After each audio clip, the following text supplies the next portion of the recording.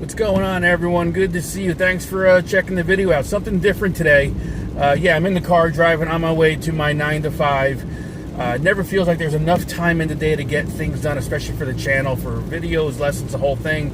Thinking more about it, like, some of the stuff I want to, talk to you about, share with you. I don't need to be, sitting in the studio with the guitar in my lap. So, taking advantage of the downtime here. I got about 40 minutes in the car. So maybe some little things just to kind of, because look, I know most of the folks that follow the channel are probably similar to me in age, give or take a little bit. We've all got a million things going on. Why not take advantage of it? So some ideas for you. So when you're on your way to whatever it is you're doing, you got going on, you can't be in front of your amp, with your guitar. Just some things to maybe even memorize, some memorization tips. We talk about, if you've been following, I've been talking about the minor pentatonic scales for a few videos now. It's one thing to play them, but just memorize the intervals.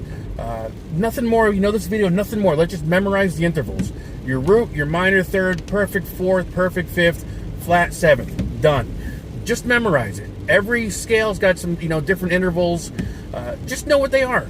And then slowly you just kind of weave them into your, the theory playing practice piece of it, I guess, if you want to call it that. Every scale's got different intervals, so just remember these. Minor pentatonic scale. Root, minor third, perfect fourth, perfect fifth, minor / flat seventh, and you're good to go. Excuse me, good to go. And we'll do more of these, just kind of memorization things. Nothing more than that, just memorize. In the car, repeat it over. It's like the multiplication tables. Just memorize it over in your head, and then, it just becomes second nature. You don't really have to think about it. And then as you're playing the scale, this particular scale or any scale, depending on the intervals, you could actually understand now the intervals and the spaces in between everything. So just think of it that way.